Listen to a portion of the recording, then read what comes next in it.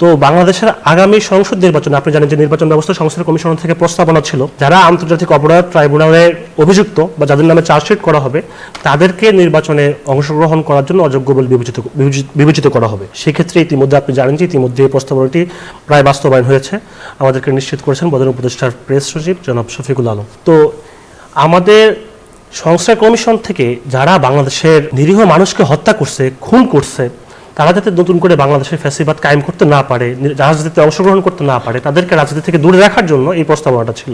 তো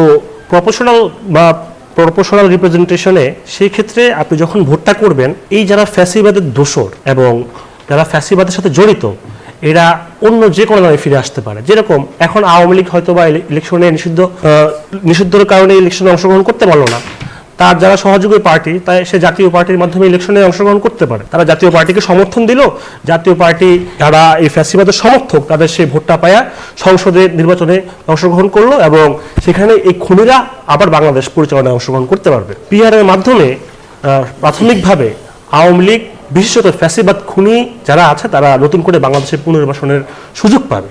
তো নিম্ন কক্ষে এটাকে পিআরের মাধ্যমে তো সেই জন্য নিম্ন কক্ষে এই মুহূর্তে আমি একজন জুলাই যোদ্ধা হিসেবে মনে করি যে কোনোভাবেই পিআরের প্রয়োজনীয়তা নাই। কিন্তু উচ্চ কক্ষে প্রশ্নটা হচ্ছে এখানে, উচ্চ কক্ষে যদি আপনি পিআর না নিয়ে আসেন তাহলে উচ্চ কক্ষের প্রয়োজনীয়তাটা কি থাকে? সেখানে তো উচ্চ কক্ষের কোনো প্রয়োজনীয়তাটাই নেই। আপনি বাংলাদেশের নানাবিধ সমাজ, নানান শ্রেণী, নানান গোষ্ঠী থেকে যারা দেশ পরিচালনায় অংশগ্রহণ করতে চায় বাট তারা নির্বাচিত হয় নাই, আপনি তখন তাকে পিআরের ভিত্তিতে দলগুলো যে হারে ভোট পাইছে সেভাবে তাকে আপনি নিয়োগ দিবেন। আপনার কাছে আসবেন। নীলুফার চৌধুরী বনি, আপনার কাছে যে প্রশ্নটি ছিল